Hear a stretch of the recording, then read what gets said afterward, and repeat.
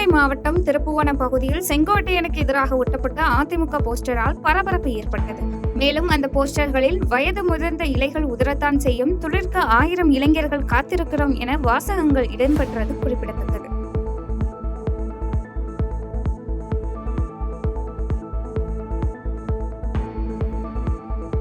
Trichy Thennur ஹைரோட்டில் sunshine travels மற்றும் அல்ஹீரா ஹஜ் உம்ரா service சார்பில் உம்ரா செல்லும் ஹஜ் பயணிகளுக்கான விளக்க கூட்டம் நடைபெற்றது.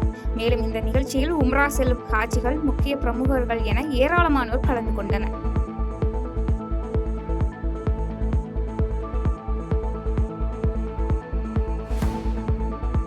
விருதுநகர் மாவட்டம் அருப்புக்கோட்டையில் மீனாட்சி சொக்கநாதர் கோயிலில் சந்திர கிரகணத்தை முன்னிட்டு உச்சிக்கால பூஜைக்கு பின் பக்தர்கள் அனைவரும் வெளியேற்றப்பட்டு நடை சாத்தப்பட்டது.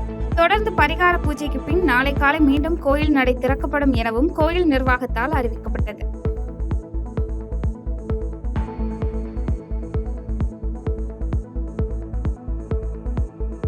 கன்னியாகுமரி மாவட்டம் நாகர்கோவில் நாகராஜா கோயிலில் சந்திர கிரகணத்தை முன்னிட்டு கோயில் நடை அடைக்கப்படும் நிலையில் பொதுமக்கள் ஏராளமானோர் பங்கேற்று சாமி தரிசனம் செய்தனர். மேலும் மாலை தரிசனம் மேற்கொள்ள முடியாததால் காலை முதல் பக்தர்கள் கூட்டம் அதிகரித்தது குறிப்பிடத்தக்கது.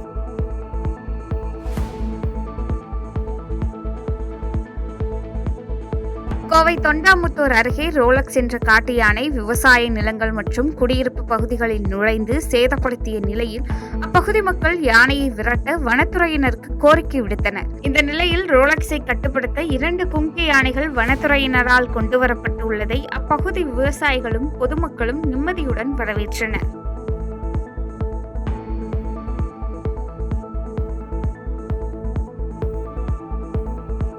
காஞ்சிபுரம் மாவட்டம் ஸ்ரீபெரும்புதூர் அருகே மணிமங்கலம் பகுதியில் சட்டவிரோதமாக கள்ளச்சந்தையில் மது விற்பனை நடைபெற்று வருவதாக அப்பகுதி மக்கள் குற்றம் சாட்டினர். இதனைத் தொடர்ந்து கள்ளச்சந்தையில் மது விற்பனை நடைபெறுவதை உயர் அதிகாரிகள் கண்காணித்து உரிய நடவடிக்கை எடுக்க வேண்டும் என அப்பகுதி மக்கள் சம்பந்தப்பட்ட அதிகாரிகளுக்கு கோரிக்கை விடுத்துள்ளனர்.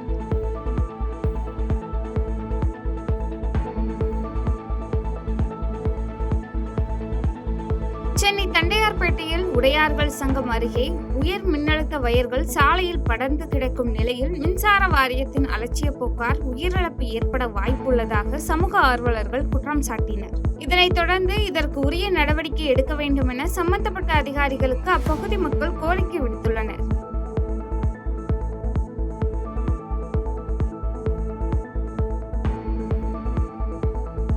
ஈரோடு மாவட்டத்தில் செங்கோட்டையனுக்கு ஆதரவாக நம்பியூர் ஒன்றிய நகர பேரூர் கழக நிர்வாகிகள் 300க்கும் மேற்பட்டோர் தங்கள் பதவிகளை ராஜினாமா செய்து கடிதம் மூலம் தலைமைக்கு அனுப்பும் பணியில் ஈடுபட்டனர். தொடர்ந்து கோபிச்செட்டிப்பாளையம் கும்பம்பாளையத்தில் செங்கோட்டையனின் வீட்டிற்கு அவரது தொண்டர்கள் தங்களது ஆதரவை தெரிவித்தும் வருகின்றனர்.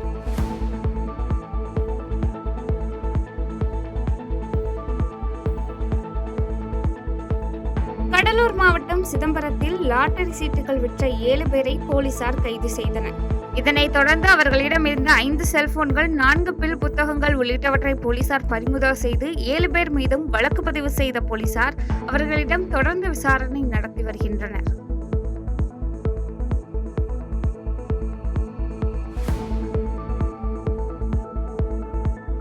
வேலூர் மாவட்டத்தில் காவலர் ஆயுதப்படை மைதானத்தில் மாவட்ட அளவிலான தடகள போட்டிகள் நடைபெற்றது. இதில் தடகள சங்க மாவட்ட தலைவர் இளங்கோவன் கிருஷ்ணசாமி, பள்ளி தாளாளர் சிவக்குமார் உள்ளிட்ட பலர் கலந்து கொண்டனர்.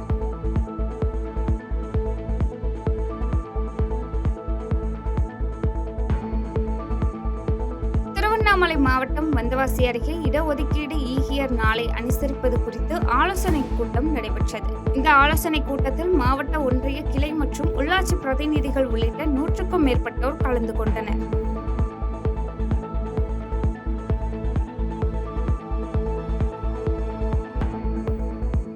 ராமநாதபுரம் மாவட்டம் முதுகுளத்தூர் அருகே 20 வருடங்களாக குடிநீர் வராததால் குடிநீர் குழாய்க்கு மாலை அணிவித்து ஒப்பாரி வைத்து பொதுமக்கள் நூதன போராட்டத்தில் ஈடுபட்டனர். இதனைத் தொடர்ந்து தங்களுக்கு உரிய நடவடிக்கை எடுக்க வேண்டும் என அப்பகுதி மக்கள் சம்பந்தப்பட்ட அதிகாரிகளுக்கு கோரிக்கை விடுத்துள்ளனர்.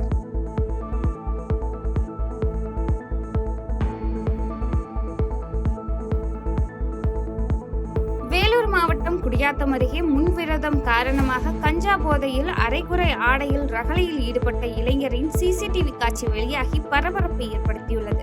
இதனைத் தொடர்ந்து தகவல் அறிந்து சம்பவ இடத்திற்கு வந்த குடியாத்தம் நகர போலீசார் அரைகுறை ஆடையில் கஞ்சா போதையில் ரகளையில் ஈடுபட்ட இளைஞரை கைது செய்து விசாரணை மேற்கொண்டு வருகின்றனர்.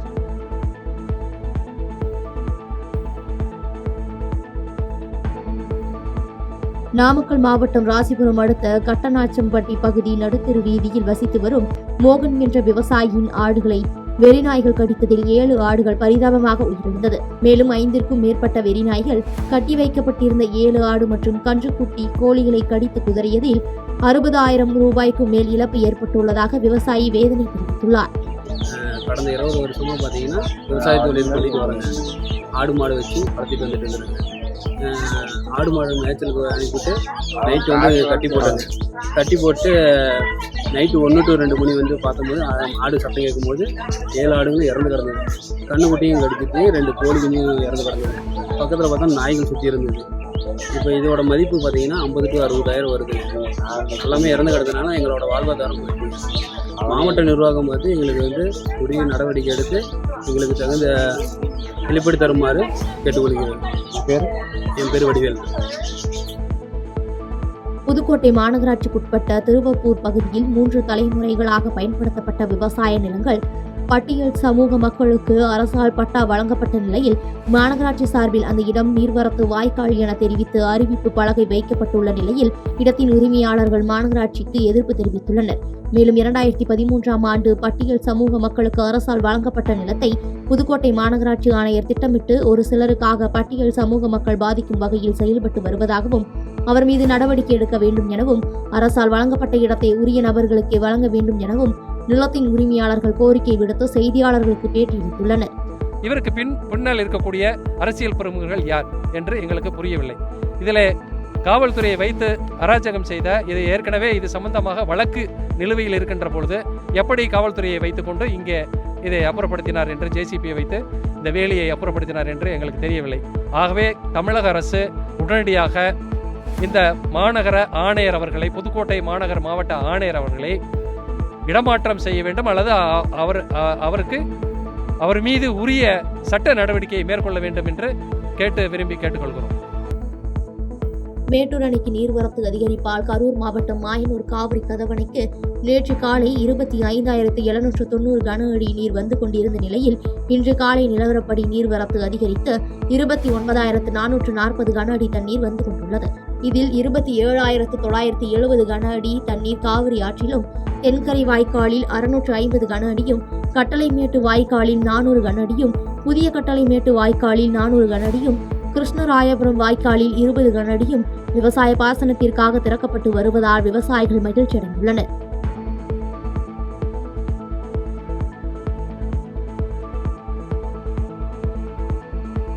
திருவண்ணாமலையில் சன்னதி திரு கோபால் பிள்ளையார் கோவில் திரு சந்திப்பில் 3 சாலைகளையும் அடைத்து நடப்பதற்கு கூட வழி இல்லாமல் நிறுத்தப்பட்ட ஆட்டோக்களால் கிரிவலம் செல்ல வரும் பக்தர்கள் அவதியடைந்தனர்.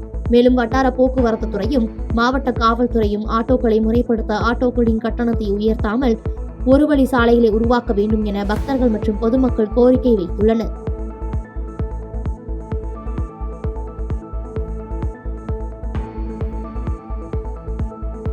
வேலூர் மாவட்டம் குடியாத்தத்தில் உலக பிசியோதெரபி தினத்தை முன்னிட்டு இளைஞர்கள் மற்றும் இளம்பெண்கள் ஆரோக்கியமாக வாழ வேண்டும் என்பதற்காக ஆரோக்கிய முதுமைக்கான விழிப்புணர்வு குறித்த மாரத்தான் போட்டி நடைபெற்றது.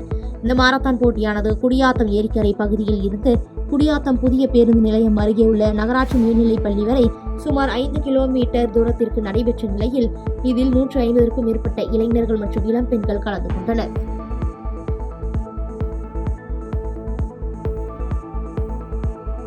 செய்திகளை உடனுக்குடன் தெரிந்து கொள்ள கீழ்கண்ட கேபிள் மற்றும் டிடிஎச் நெட்வொர்க்குகளில் எம்நாடு செய்தி தொலைக்காட்சியை காணுங்கள்.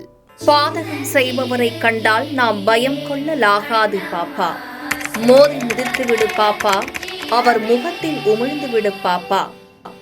அண்மை செய்திகளை உடனுக்குடன் தெரிந்து கொள்ள இணைந்திருங்கள் எம்நாடு தொலைக்காட்சியுடன்.